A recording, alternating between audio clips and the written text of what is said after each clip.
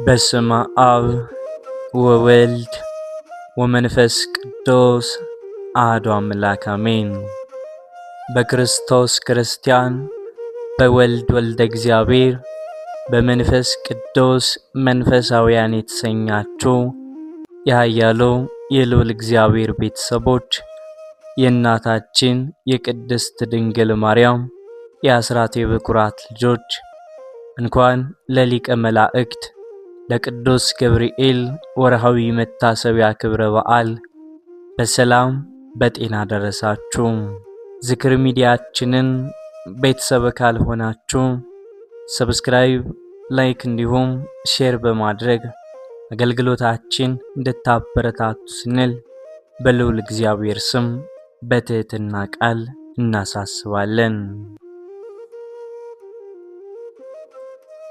ከሰማያት በላይ መላእክት በግርማ የሚቆሙበት ያ አስፈሪና አስደናቂ መንግስት በዝምታ ተውጧል። የሰው ልጅ ከአዳም ውድቀት ጀምሮ ለ5500 ዘመናት በጨለማና በሲኦል ጥላ ስር ሆኖ ሲቃትት ኖሯል። ነቢያት ሰማዮቹን ቀደው ረድ እያሉ የተማጸኑት አባቶች በናፍቆት እየጸለዩ የጠበቁት ያ ታላቅ ሰዓት አሁን ደርሷል።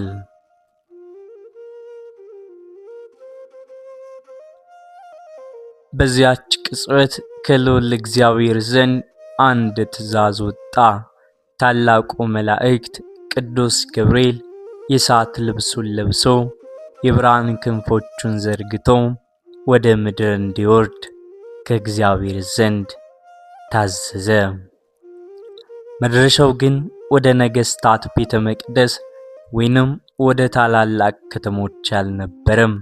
መድረሻውም በገሊላ በምትገኝ አንዲት ትሁት ምስኪን መንደር በናዝሬት ወደሚገኝ አነስተኛም ቤት ነበር እንጂ።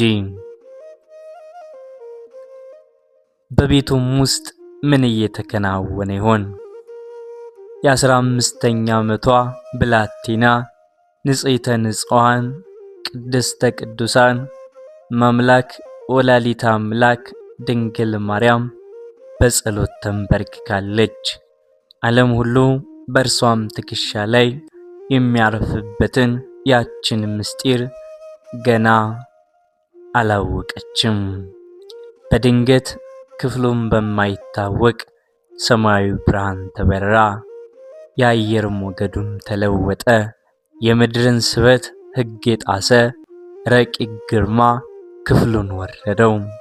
የእሳት ባሕር የሚሆነው መልአክ በትሕትና ራሱ ዛዘን ብሎ በሰው ልጆች ታሪክ ውስጥ ተሰምቶም የማይታወቀውን ያንን ጣፋጭ ቃል ተናገረ።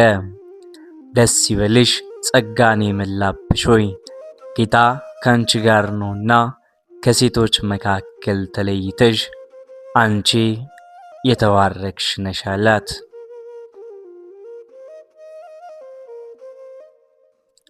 ይህንን ደስ የሚል ጣፋጭ ምስራች እነሆ እስከ ዝግጅታችን ፍጻሜ ድረስ እንድትከታተሉ ከመላእኩም ረድኤቱን በረከቱን አማላጅነቱን እንድትቀበሉ ስንል ጋበዝናችሁ። አንድ አምላክ በሚሆን በአብና በወልድ በመንፈስ ቅዱስ ስም አምነን ባለመለየት በሦስትነት ያለም ከመታሰብ የረቀቀ ባሕሪ በመሆን ያለ ያበደረው ማን ነው? የተከፈለውስ ማን ነው? ያወቀው ያየውስ ማን ነው? የሚያዘውስ ማን ነው? የተራበውስ የሚመግብ የተጠማውን የሚያጠጣም እርሱ ነው እንጂ። መስገድና መገዛት ከኛ ዘንድ ለእርሱ የሚገባው ለኛም ከእርሱ ዘንድ ምሕረትና መልካም ነገርን መለመን ይገባናል። በመጋቢት 19 ቀን የሚነበብ የቅዱስ ገብርኤል ድርሳኑ ነው። ልመናው አማላጅነቱ ወዳጁን እኛን ሁላችን ሕዝበ ክርስቲያን ይጠብቀን፣ አሜን።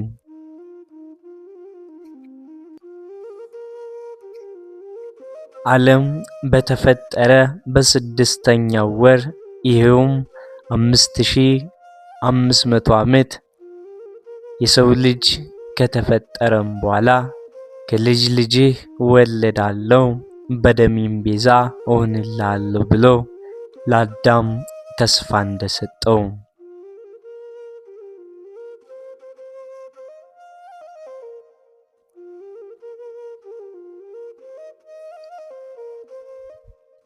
ሳጥናኤል በካደም ጊዜ በመልካም ታዛዥነቱም ስለጸና ሊቀ መላእክት ያደረገው ገብርኤልን ያን ጊዜ እግዚአብሔር ላከው። ቀድሞ ግን በመላእክት ማዕረግ መጨረሻም ነበር። ወደ ገሊላም ክፍል ወደ ናዝሬት ፈጥነ ሂድና ለድንግል ማርያም ከሰዋ ሰው መሆኑን የምስራች ንገራት፣ ከሴቶች ሁሉ እርሷን መርጫለሁና አለው።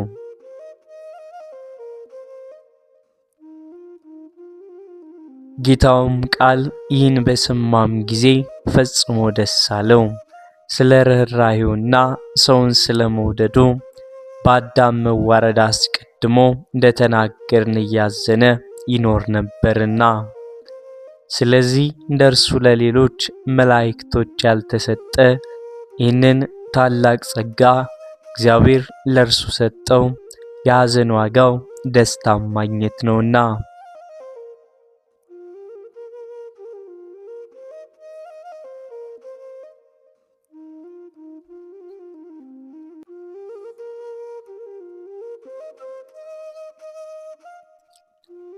ተወዳጅም ስለሆነ ለዚህ መልአክ ከባልንጀሮቹ መላእክት ይልቅ ደስታና ክብር በእውነት ይገባዋል። የልብ ደስታም ምልአቱ ደስ የተሰኘ ፊቱ ነውና ብሎም መጽሐፍ እንደተናገረ የፊቱም ብርሃን ወደ ልብ ደስታም የሚመራ ሶሎሞንም ልብ ከተደሰተ ፊት ይበራል፣ ልብ ካዘነም ፊት ይጠቁራል ብሎም እንደተናገረ ለባሃዊ ቅዱስ ኤፍሬም በረቡዕ ቀን በተናገረው ውዳሴ እንዳመሰገነው የሰራዊት ጌታን በወለደችው በድንግል ፊት በታላቅ ክብር ባየውም ጊዜ እንደዚህ ብሎም እንዳመሰገነው ደስተኛም የምትሆን ባለምስራች ቅዱስ ገብርኤል ሆይ የተሰጠ ክብር ታላቅ ነው። ወደኛ የመጣ የጌታችን ልደት ሰበክልን።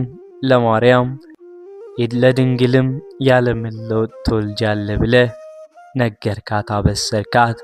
ወደ ቀድሞ ነገራችን እንመለስና እመቤታችን ማርያም በቤተ ዮሴፍ ሳለች ለቤተ መቅደስ መጋረጃም ከሐር ጋር ወርቅም እያስማማች ትፈትል ነበር።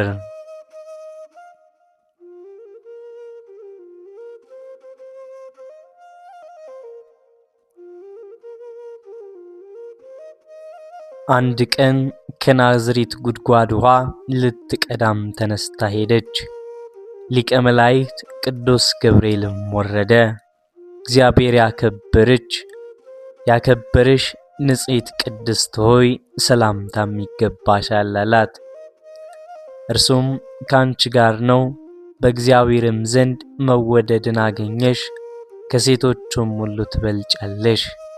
እመቤታችን ማርያምም የተናገራትን በሰማች ጊዜ ማን እንደተናገራት ለመረዳት ወደ ቀኝና ወደ ግራ መለስ ብላም ተመለከተች።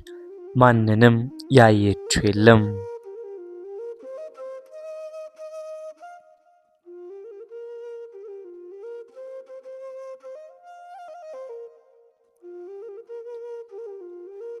ታላቅ ፍርሃት አደረባት።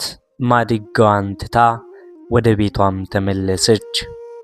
ሐርንና ወርቅንም ትፈትል ጀመር። ዳግመኛም መጥቶ ተገልጦም ማርያም ሆይ በእግዚአብሔር ዘንድ ባለሟልነትን አገኘሽ፣ የእግዚአብሔርን ቃል አንተ በመንፈስ ቅዱስ ትጸንሻለሽ። ማርያምም መልሳም ለቃሉ በገብርኤል እንዲህ አለችው፣ ወንድ የማላውቅ ይህ እንደምን ይሆንልኛል ስትለው፣ ቅዱስ ገብርኤልም አንቺ የምትወልጂው ሴቶች እንደሚወልዱት አይደለም፣ መንፈስ ቅዱስ ያድርብሻል፣ የልዑል ኃይልም ይጋርድሻል፣ ያጸናሻል አላት።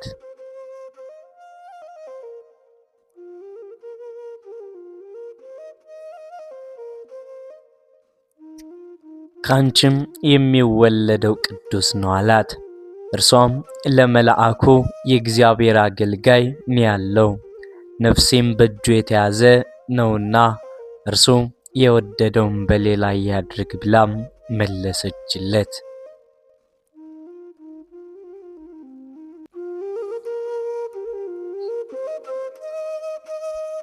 ያን ጊዜም ከሦስቱ አካላት አንዱ በፍጹም አካሉ አምላክነት ያለው ቃል ወደዚህ ወረደ።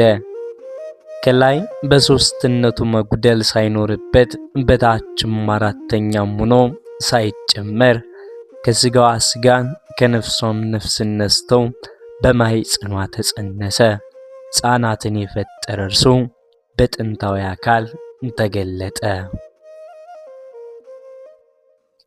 ወንጌላዊ ዮሐንስ እንደተናገረ በማይመረመር ተዋህዶ ከባሕርየ መለኮቱም ሳይለወጥ ቃልም ሥጋ ሆነ ብሎ መጽሐፍ እንደተናገረ የሁለቱም ተዋህዶ በጭራሽ አይመረመርም፣ ቢመረመርም አይደረስበትም፣ እጅግ ጥልቅ ምስጢር ነውና።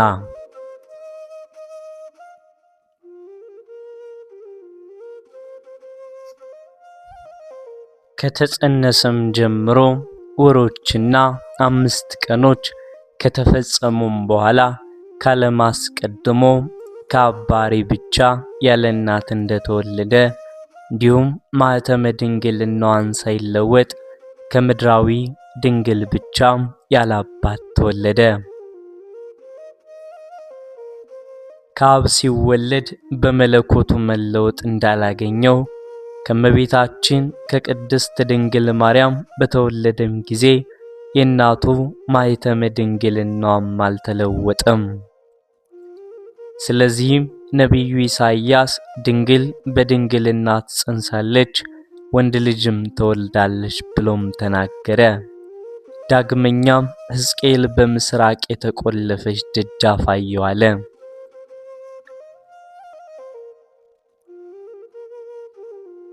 ከኃያላን ጌታም በቀር የገባባት የሌለ እርሱ ግን እንደተቆለፈች እንዲሁም ገብቶ ወጣ። ወደ ቀድሞ ነገራችን እንመለስ።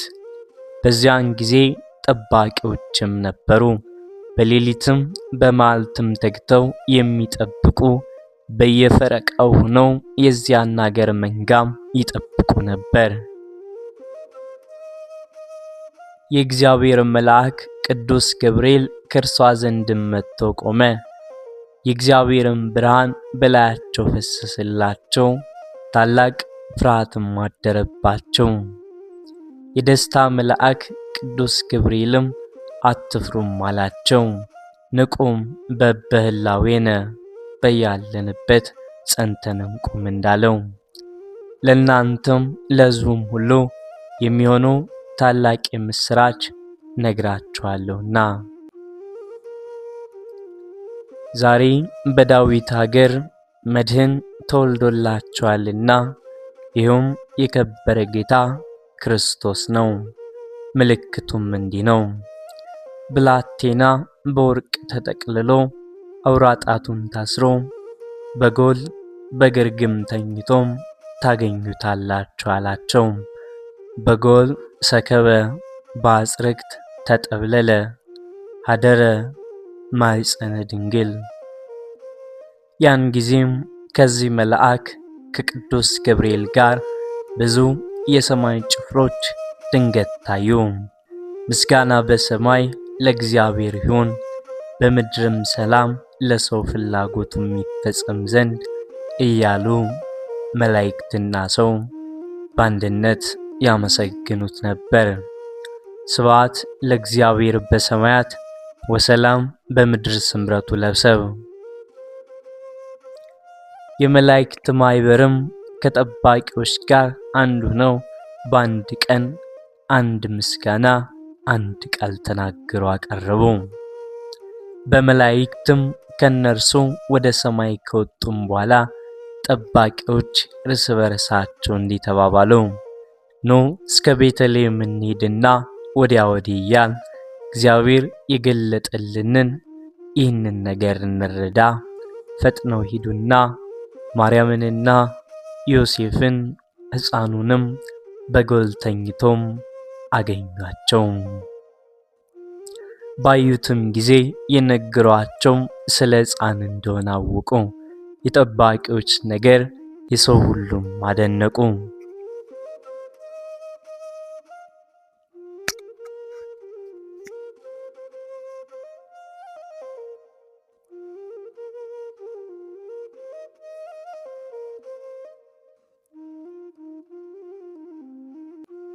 ከብት ጠባቂዎችም ስላዩትና ስለሰሙት እግዚአብሔርን እያመሰገኑ ተመለሱ።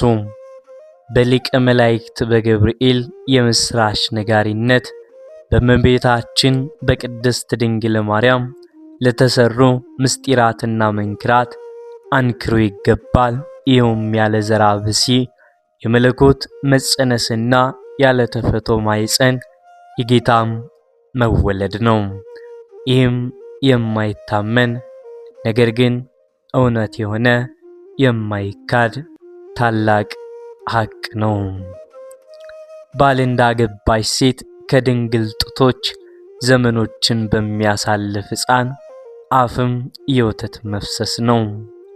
እግዚአብሔር የመረጣቸው ናቸው ለተባሉ ለመቅደሱም ካህናት ያልተደረገ ለከብት ጠባቂዎች ሰማያዊ ምስጢር መገለጥ፣ ይህም ታላቅ ምስጢር ነው።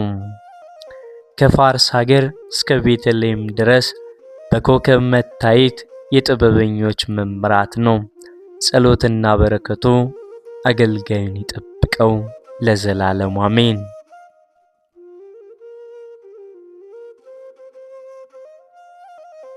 የሊቀ መላእክት የቅዱስ ገብርኤል ታምሩ ይህ ነው። አማላጅነቱ ከአገልጋዩ ጋር ይሁን ለዘላለሙ አሜን። በአንዲት ሀገር አንድ ንጉሥ ነበር፣ ንግሥትም ነበረች። የንጉሡም ልጅ ከእናቷ ስንት ጋር ነበረች። በንጉሡም ቤት አብራሴት የሚባል አንድ እስረኛም ነበረ። ያም ሰው ያችን ልጅ ባይኖ ትክ እያለም ይመለከት ነበር። የሚያምር መልኳን አየና በልቡም ተመኛት፣ ከእርሷም ጋር ተገናኘ።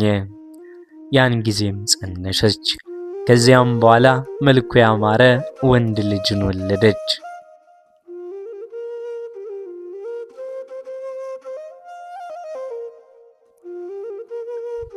ንጉሡም የአብራሲትንና የንጉሡን ልጅ ይህንን ሥራቸውን ሁሉም አላወቀም ነበር።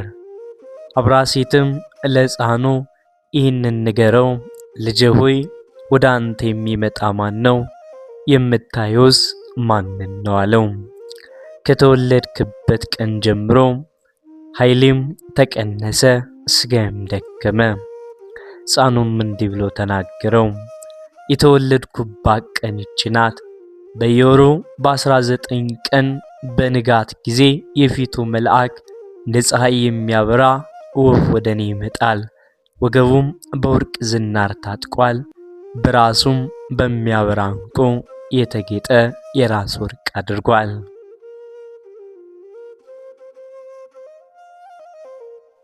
በራሱም ወርቅ ያለው ቄፋዝና ባዚዮን በሚባል ወርቅ ተጊጧል፣ አምሯል፣ ተሸብርቋል። በእጁም የተከለሰና የጠራ የወርቅ በትር ይዟል። መልኩ ቀይ ብረት ይመስላል። የአካሉም አይነት የተቆለለ እሳት ይመስላል። ከፊቱም ሲያዩት ሰውን ይመስላል። ግርማውም እጅግ ያስፈራል። አነጋገሩም ነፋስ በተነሳም ጊዜ እንደሚሆን እንደ ባህር ማዕበል ነው። የባህርም ውሃ በተናወጠም ጊዜ እንደሚጫወት እኔም እርሱም ባየሁት ጊዜ ከድንጋጤውም የተነሳ በፊቱ ወድቃለሁ። እርሱም ያነሳና በእግዚአብሔር ፊት የምቆም ሊቀ መላእክት ቅዱስ ገብርኤል ነኝና አይዞህ አትፍራም አለኝ፣ አረጋጋኝ። ከተወለድክበት ቀን ጀምሮ እስከ ዛሬም ድረስ እኔ ካንተ ጋር አለው። ዓለም እስኪያልፍ ድረስ በየዘመኑ ሁሉ ካንተ መራቅ የለብኝም። ስምህም በክብር ከፍ ከፍ ይላል። መሰሪ አብራሲትም ይህን የልጁን ነገር በሰማም ጊዜ ከንግሥት ጋር ፈጽሞ አደነቁ። ታላቅ ፍርሃት ራድ ያዛቸው። እርሱም ሊቀ መላእክት ቅዱስ ገብርኤል በዘመኑ ሁሉ እየጠበቀው ኖረ። ጸሎቱና በረከቱ ከአገልጋዩ ጋር ይሁን ለዘላለሙ አሜን።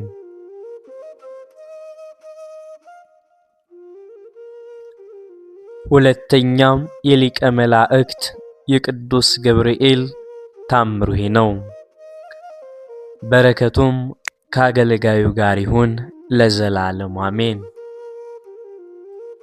የምኩራቡን መጋረጃ ከላይ እስከ ታች በአንድ ክር እንደቀደደው የሚናገር የሚወደውን ጌታውን ክርስቶስን በእንጨት ተሰቅሎ በብረት ተቸንክሮም አየው። ባየውን ጊዜ በመኳንንትና በመላእክት ላይ መስፍን አድርጎ የሾመውን በኋላ ዘመንም ለልደቱም ምስጢር የታመነ ያደረገውን እርሱን ባየው ጊዜ አዘነ።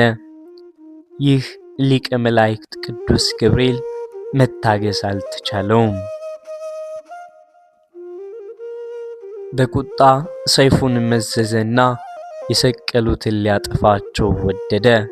ሰይፉንም መልሶ የምኩራቡን መጋረጃ ቀደደው። አንዱን ፈትልም ከላይ እስከ ታች ከሁለት አደረገው። ስለኛ የተሰቀለ የፈጣሪው የክርስቶስ ቸርነት ባይከለክለውስ ዓለምን እስኪያልፍ ድረስ ዝም ባላለ ባልታገሰም ነበር። በረከቱ አገልጋዩን ይጠብቀው ለዘላለሙ አሜን። ረዳት የሌለው የተበደለ የሰውነቴን ጸሎት ከመስማት ጆሮውን መከልከል ምንድነው? በጌታ ሞት ቀን የተቆጣ የሙታን አስነሽ ገብርኤል ሆይ አስቀድሞ የምኩራቡን መጋረጃ የቀደድክበት ሰይፍን ጨረሰን።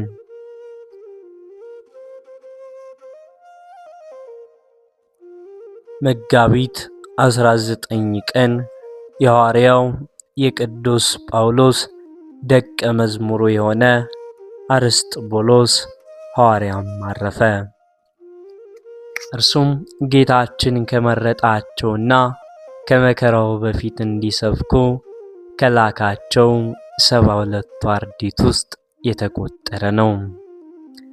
በ50ኛው ቀን በዓልም መንፈስ ቅዱስ በላዩ በወረደም ጊዜ ከሐዋርያት ጋር ጸጋንና ኃይልን ተመልቶ ሕይወት በሚገኝበት በቅዱስ ወንጌል ትምህርት ሐዋርያትን ተከትሎም በመሄድ አገለገላቸው።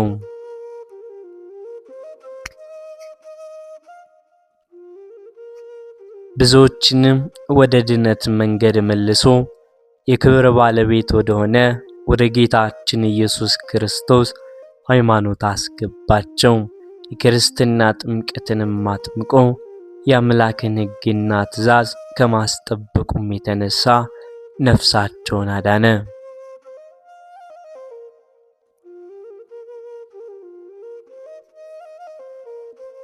አባቶቻችን ሐዋርያትም ይህንን ቅዱስ አብራጣቢያስ በሚባል ሀገር ላይ ኤጲስቆጶስነት ሾሙት።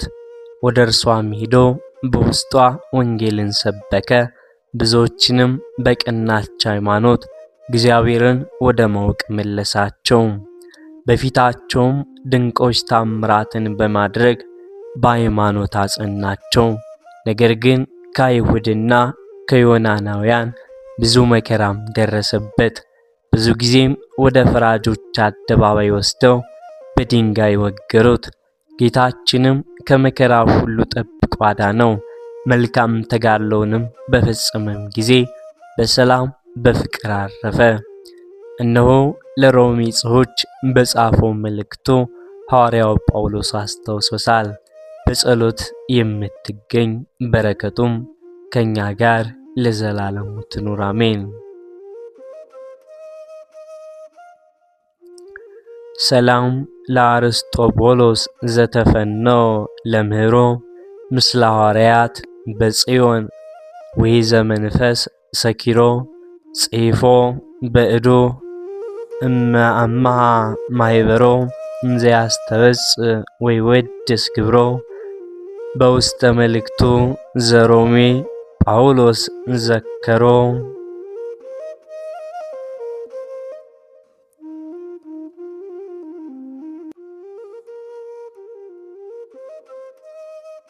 በዚህችም ቀን ደግሞ ቅዱስ አስከናፍርና የሚስቱ ማርታ የልጆቹ አርቃዲዮስና ዮሐንስ የዕረፍታቸው መታሰቢያም ሆነ።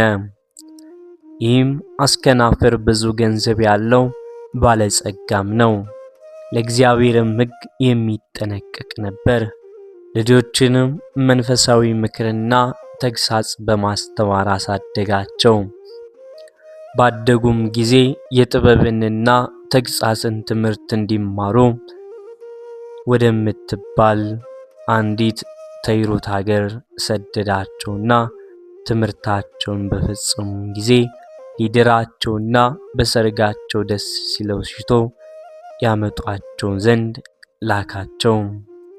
በመርከብም ሆነው ሲመጡ ማዕበል ተነስቶ መርከቡም ተሰበረ። እግዚአብሔርም ከስጥመት አድኖ በየብስ አወጣቸው።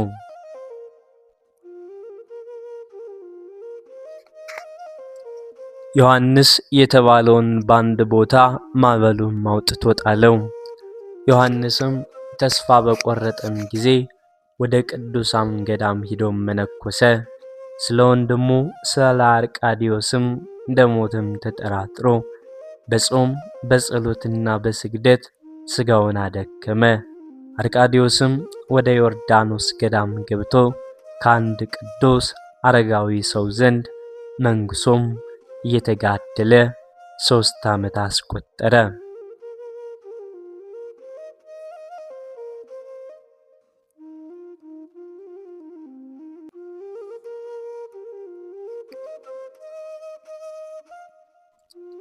አስከናፍር ግን ልጆቹን በማዕበል እንደሰጠሙ በሰማም ጊዜ ከሚስቱ ጋራ ማቅ ለብሰው አመድ አንጥፈው ያለቀሱም ተቀመጡ። በአንዲት ሌሊትም አስከናፍር በሕልሙ ልጁ ዮሐንስን በራሱ ላይ ከዕንቁ የተሰራ አክሊል ተቀዳጅቶ መስቀል ይዞ አየው።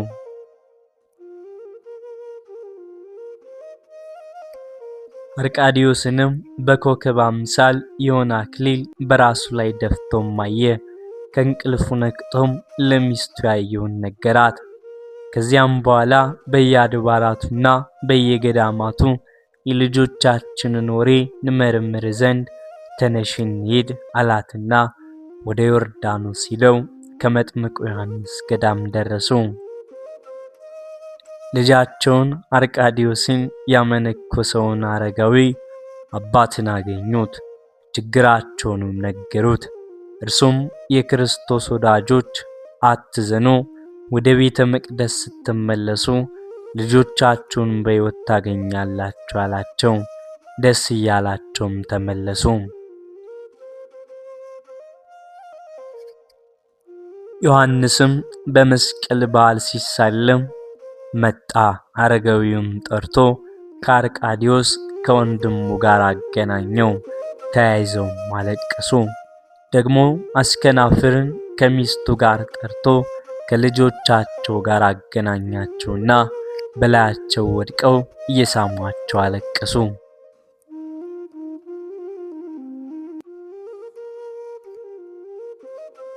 ከዚህም በኋላ ከዚያም አረጋዊ ዘንድ የምንኩስና ልብስ ለበሱ። ሚስቱን ማርታን ከሴቶች ገዳም አስገባት። አገልጋዮችንም ነፃ አውጥቶ አሰናበተ። ገንዘቡንም ለድሆችና ለችግረኞች በተነ። ከገዳምም ገብቶ በጾም በጸሎት ተወሰነ። እንዲሁም የተባረኩ ልጆቹም በገድል በትሩፋት የተጠመዱ ሆነው እየኖሩ ጌታችንንም ደስ አሰኙት። በፍቅር አንድነትም አረፉ። በረከታቸው ከኛ ጋር ለዘላለሙ ይኑር አሜን። ወስብሐት ለእግዚአብሔር።